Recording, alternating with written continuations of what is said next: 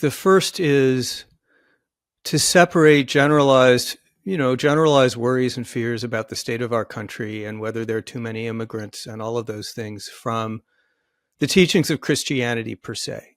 Christianity it's not just an empty vessel for whatever political fears or economic or demographics that we want to pour into it. It's an actual set of doctrines. It's a way of approaching the world.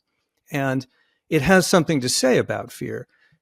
And what it says isn't that fear is unnatural or not understandable. It's the very opposite. Of course, we're in a world of fear.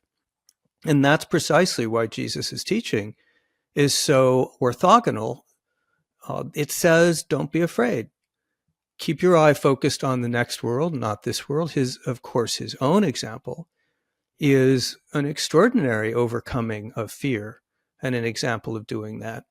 And so this is a matter of virtue for Christians. It's not saying you don't have reason to be afraid, but it is saying don't approach the whole world in a defensive crouch where you're always relying on a panic reaction to be the first thing that guides your principles. Fix yourself on transcendent moral principles and on the question, what do God and Jesus want you to do?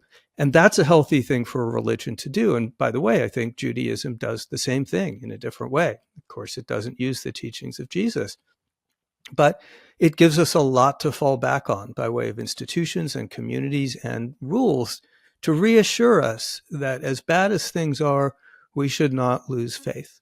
So my answer to that is, yeah, of course there's reason to be afraid. The question is, what do we do with that? And what do Christians do with that? Do they heighten the fear?